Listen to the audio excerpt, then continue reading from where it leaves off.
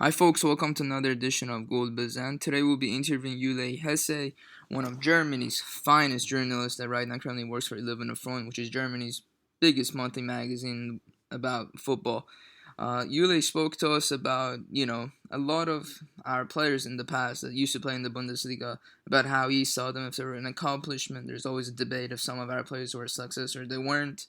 He spoke about, how Asian players such as Japanese players and Korean players have been excelling in the Bundesliga. How come is it that these players always tend to move to Germany as opposed to staying in the J League or K League? He spoke to us also about, his work with Reza Fazli, which is a very well-known Asian, not just within Iran, but outside of Iran as well, in the world football. And that was a really great insight to hear about him, working with him. And another big news is that we officially have our website up, goldbazanpodcast.com. Definitely check it out if you haven't done so. You could, for any writers that are interested in writing for our website, feel free. A great friend of ours, Ehsan, did a brilliant job on the website. Cheers to him for everything that he's done. And definitely check it out. And if there's any comments or anything that you would like, you can send us a message. Our emails are all on the website. And if you want to send an email generally to Goldbazan, it's mail@goldbazan.com. Either way, we hope you enjoyed this interview that we had with Uli.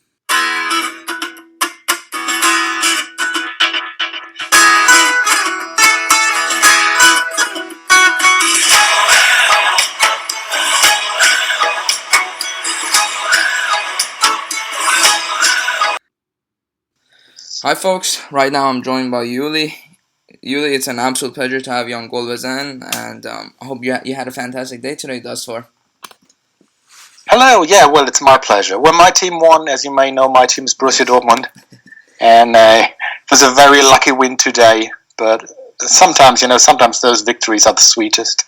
Even what's more interesting about that is Shinji Kagawa just surpassed as the most Japanese player that has ever scored in the Bundesliga, 38 goals, and he surpassed even Shinji Okazaki, which is brilliant. Because we're just going to talk about Asian football right now. Uli, and sorry to interrupt you, but he scored a wonderful goal today, brilliant goal. Exactly, and it's good to see, not just as an Iranian football fan, but just to see how Asian players are doing and representing basically the continent. Uli, before we get into gist of things and talking about Iranian football, I know you worked with Reza Fazli and stuff like that. I just wanted to get your perspective from a journalist perspective on how pretty much the clubs in the Bundesliga, they look at the Asian market. Because as you know, it's pretty much the Korean players and Japanese players. Germany's pretty much a second home, or for some of them could be actually their main home, compared to the J League and the K League. So basically, from your own perspective, is it just necessarily because the clubs rate them, or is it just because of another cultural thing? Basically, from your experience working with the Bundesliga clubs and whatnot. Well, yeah, it's as always, it's a combination of many things. I think 2 years ago, I did a little bit of work for 442 magazine, because 442 Asia, they had a list of the best Asian footballers, and they asked me, back then, I think it was 2 years ago, Heung-min Son, the Korean, he was still at Leverkusen, he won, so I went there and, gave him the trophy and talked to him. And it turned out that almost 1/5 of all the players who made that list of best Asian footballers were playing in the Bundesliga. So, yeah, you're right. This is it's for many players, it's one of their favorite destinations. And there's many reasons for that. I think for most, well, of course, there's a big difference between players from Iran and Japan, exactly, or China or Korea or whatever. But I think especially for most players from Japan, they see it as a perfect place to go to Europe, to adapt. The culture and the climate will be good for them, and then from Germany they try to go to, well, probably England or Spain, maybe. Well, no, not Spain really, but England mainly. Yuli, the next question I have for you is obviously, as you know, this pod pretty much circulates around over Iranian football. We're just trying to give more awareness because outside of the country, Iranian football barely gets any coverage. I know I was very interested to know that you even have worked with a pretty much a big time agent, not just for like Iranian people that know about him, but in the world of football, Reza Fazeli, which he has a lot of German players as well. And oh yeah, Mesut Özil. You know, he was Mesut Özil's agent for a while. I think even Emre Can right now that plays for Liverpool is also one of his players, so he's a pretty well known name. How was that? I know you worked for him and stuff. How was that relationship? Because he's brought pretty much a lot of the players right now that are even playing for the national team are under his helm, and I'm just really curious to know what was how was working with him? How did he view football? Because right now even Ashkan Dejaga, that I still believe is his player. Unfortunately, a fantastic player. He was for Wolfsburg. But even recently, he just got injured and he didn't have the best of times there. And right now, he's clubless. So I just wanted to see how was that working with him, and what was he trying to do to bring like players such as Mahdi Kia, Ali Karimi, and stuff to the league. First of all, you're right that Iranian players don't get a lot of coverage outside of Iran, obviously, and also outside of Germany because for some reason. Maybe that's the same reason that has to do with Asian players in general. For some reason, Iranian players have done very well in Germany and were very popular at their clubs. You know, it's not just that they came and played and and I don't know, got their money and then left. But you mentioned Ashkan Dejaga, who was a really, really big hero for Wolfsburg. You know, when he came back earlier this year, it didn't work out for a number of reasons. But he was really, he loved coming back, and the fans loved that he was coming back. Lots of players. Mehdi Madavikia was a fan favorite in Hamburg.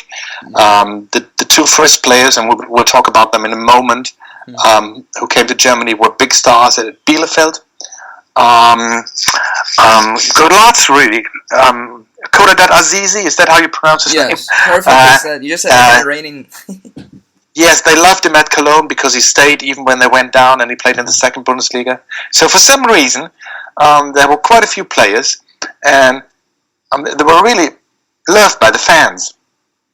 Maybe it has to do with the fact that, I don't really know why this is the case, but there's almost 150,000 people with Iranian background living in Germany. And I think that's the highest number in Europe.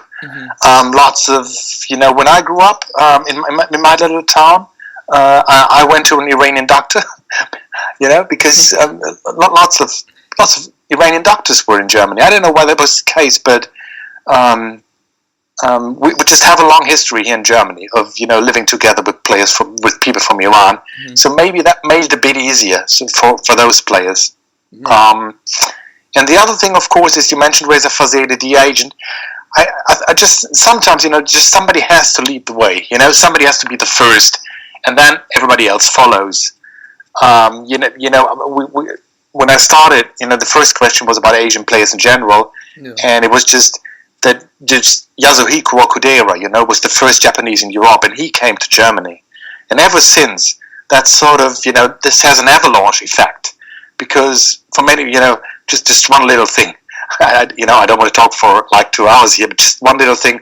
That when Okudera came to Cologne, he played together with a player called Thomas Kroot. And he also, of course, he got to know all those Cologne legends like Pierre Lebaski. And then when Okudera went back to Japan, there was this connection between Cologne and Japan. So Thomas Kroot when he became an agent, he was very much interested in the Japanese market. In the end, he was the one who brought Shinji Kagawa to Germany. And then Pierre Lebaski went to Japan and played there and coached and everything. So you have these connections, but somebody has to establish them. And maybe it was really when I think it was in '97, when all of a sudden almost 3 players came, and it was Ali Day and Karim Bagheri. They went to Bielefeld. And I've already mentioned the third one, which was Kodadat Azizi, who actually, the funny thing is that I know him, well, not personally, but I know him because, as I said, my club is Dortmund. Right. I come from Dortmund. I'm sorry. And he actually, had a trial in '97 with Borussia Dortmund. and Interesting. he was quite. I think he had won Asian Player of the Year. Was that? I'm not quite sure, but I think that was the year. So, so people knew about him, and he was good enough to, Dortmund were Champions League winners at that time. So he had a trial at Dortmund, and as far as I remember, the only reason he didn't join Dortmund was that he played in the hole behind the strikers, as sort of a number 10 player, Yes. and that was the one position where Dortmund had too many people already. So anyway, then he joined Cologne for quite a lot of money, I think. So and from that point on, and all three, did fairly well. Actually, they did it quite good. Ali Day is still a big hero in Bielefeld, and like I said, Konrad Assisi is, people like him in Cologne. So maybe that just opened the gates, and then other clubs start looking for those players and so on. Uli, the next question I have for you is, let's look at pretty much clubs in the Bundesliga. It's interesting, I'm pretty sure you know by now, or I don't know if you've been watching, Iran. We just qualified for the World Cup, and it's interesting with what Carlos Queiroz has done. He's pretty much telling these players that you need to leave the country to even get a chance, and a lot of players that you would never expect to leave Iran are actually doing it, to get that call up. And so I just wanted to know that, with the base of the World Cup that's going to be happening this summer, does the German clubs right now, do they specifically look at Iran as like a potential, destination they could recruit these players? Because if we look at the early 2000 match that Iran played versus Germany, the way, Ali Karimi, he lured past the German players. So I think that was a big reason why that German, Bayern Munich was pretty attracted to him. And that's what was the big reasons why that he got recruited. Is there such a thing that instead of looking at Japanese players and Korean players, that Bundesliga clubs specifically look at Iranian players right now with the way everything is going for Iran? Well, funnily enough, you mentioned that I sort of worked together with Reza Fazeli. Mm-hmm. Is that how you pronounce it? That's yes. how we pronounce it in Germany, Reza Fazeli. Yes. He was, I think he brought Ali Karimi to Germany. I'm pretty sure. I don't want to, maybe as a, even as a match agent, but a lot of those players like Mahdavi Kia, Hashemian was all through his recruit, guys. I believe he was the first ever Iranian agent outside of Iran to bring these players. He was pretty much, as you said, the first ever person to be the motivating factor as someone that within football, as a license to bring these players in. Yeah. And I think he was a big reason why Ali Karimi came to Bayern Munich.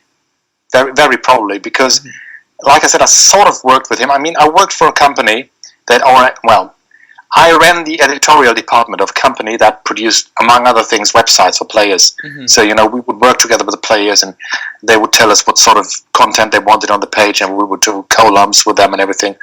And this usually works through the agents, It was usually an agent would call us and say, would you be interested in doing a homepage, a website for, I don't know, Michael Ballack or Bastian Schweinsteiger or whoever. And then when you have a contact with an agent, you normally also get his other players. So and we had Vahid Hashemian. No, not Hashemian. I'm sorry. We had Madavikia. Yeah, definitely had Mehdi. Mm-hmm. Anyway, so and then we did Al Karimi's website. But it was not, it was not as if, Reza Fazeli, was trying to sell the player around, because he was a very, very famous man, Ali Karimi. Not quite as famous in Europe as he was in Asia, but people knew who he was. And I think, I'm fairly sure that Felix Magath was the Bayern coach at the time. Yes. And he definitely wanted him, which sort of was that was a bit of an odd choice in a way, because I think he was not a typically Felix Magath player, Yeah, Ali Karimi had a lot of flair, and he would, technically very good, and it was not sort of, not sort of the, how would you call it, the guy who runs all day, that sort of player that Magath normally likes. But anyway, he wanted the player, and I think Karimi did very well in his first year. And then he got injured, and then, as sometimes happens at Bayern Munich, then all sorts of problems come up.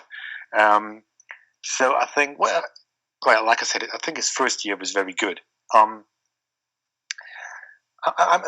a little bit surprised that we haven't had more Iranian players since then, because, like I said, there were actually quite a few. There was Vahid Hashemian. Then we also had, I think there was a player called Feridun Zandi. I think it was even German-born, who later played for Iran. Yes. And there was a time when there were, I think, 5 or 6 players in the Bundesliga. And maybe this will come back because, this has been an insane transfer summer. And I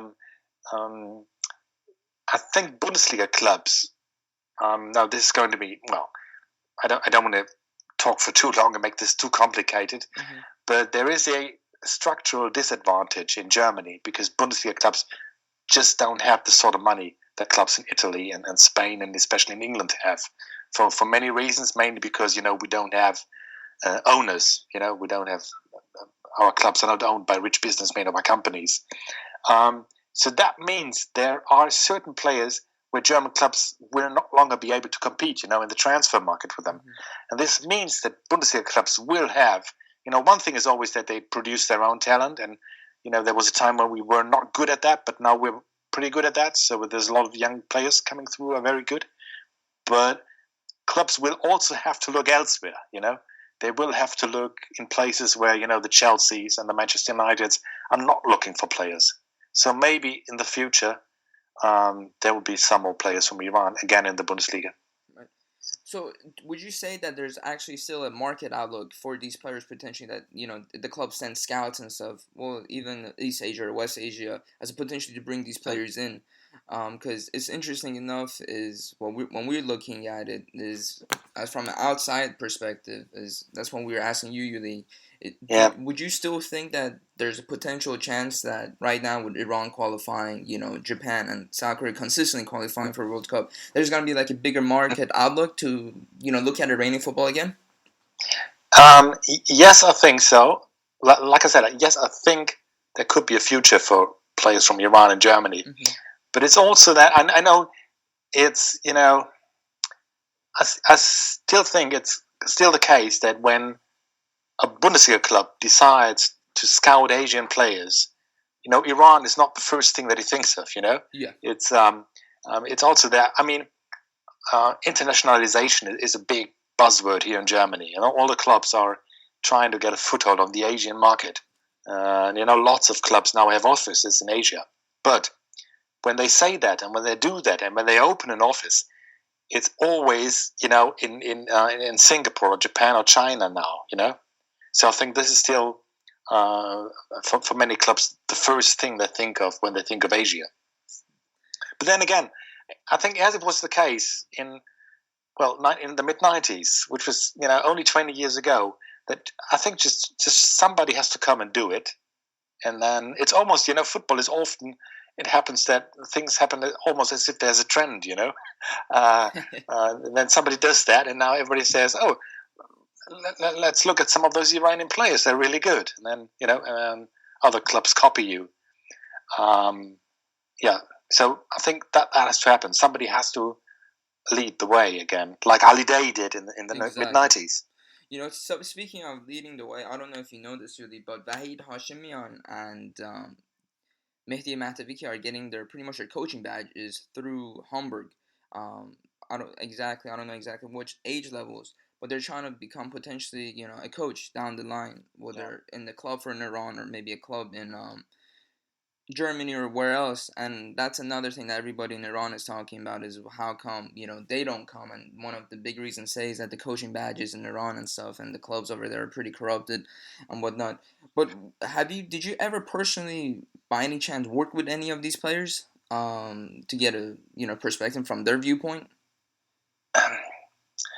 No, well, I've worked with them in the way that that we did the websites, and like I said, mainly Mehdi Matavikia. I think I spoke to him on the phone a couple of times, but not.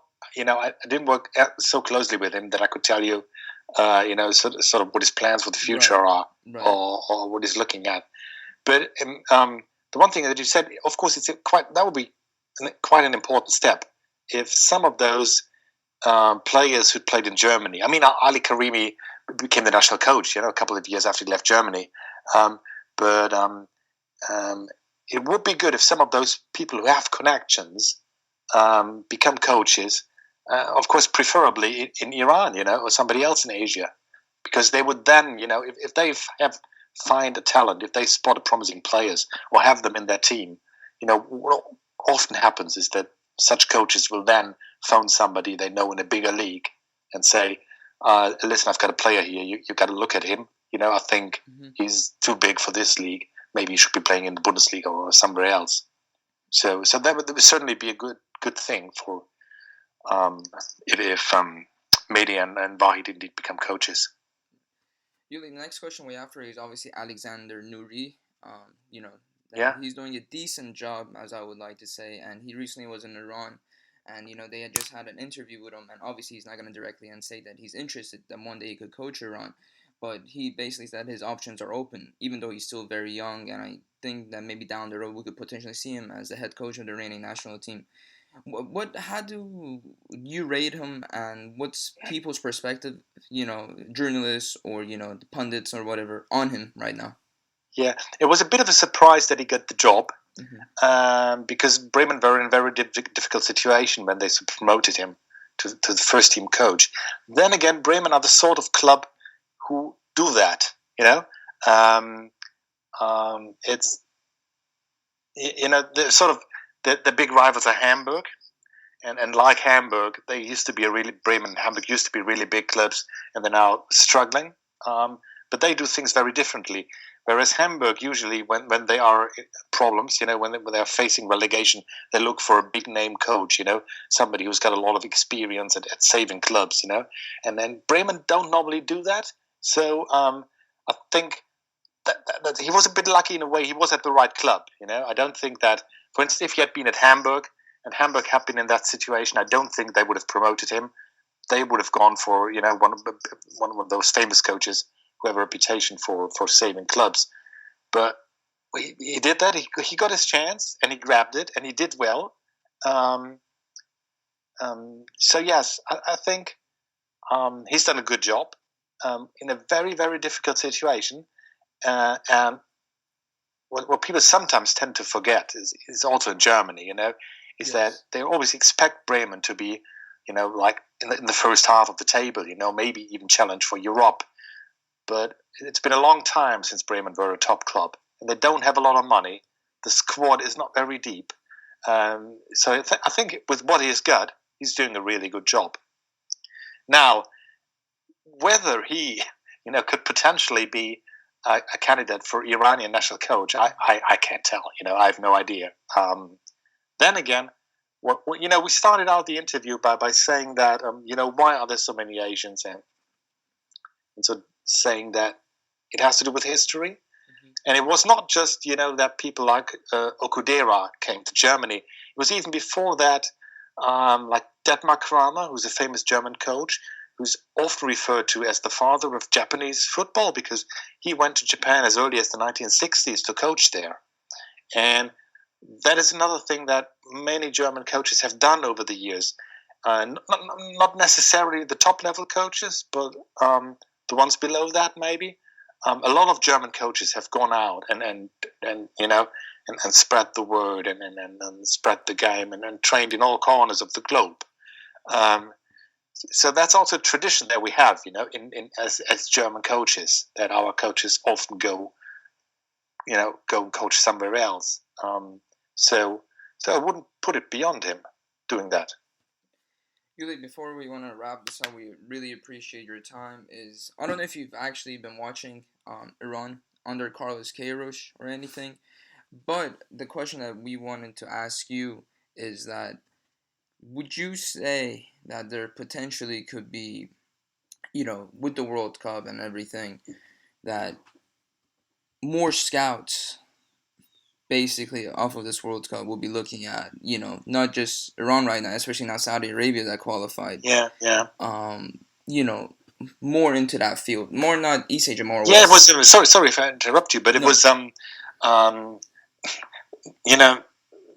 There's lots of really good teams now in Asia. I mean, the funny thing is that the Australian national team, they desperately wanted to join the Asian Federation, because they thought it would make it easier for them to qualify for the World Cup.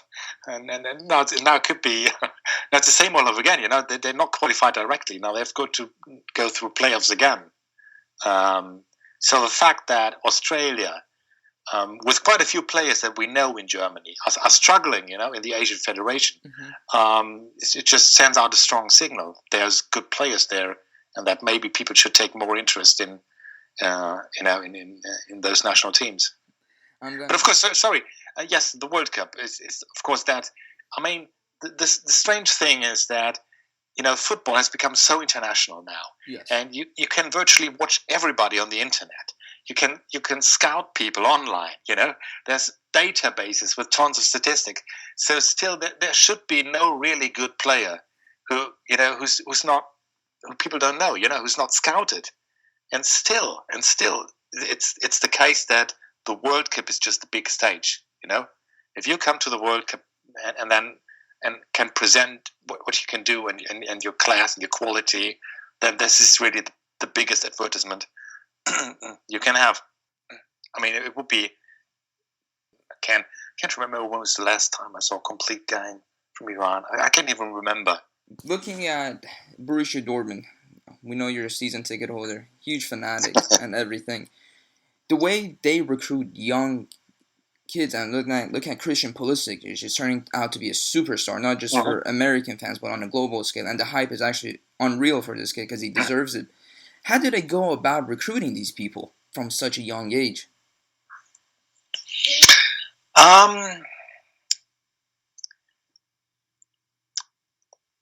One of the things that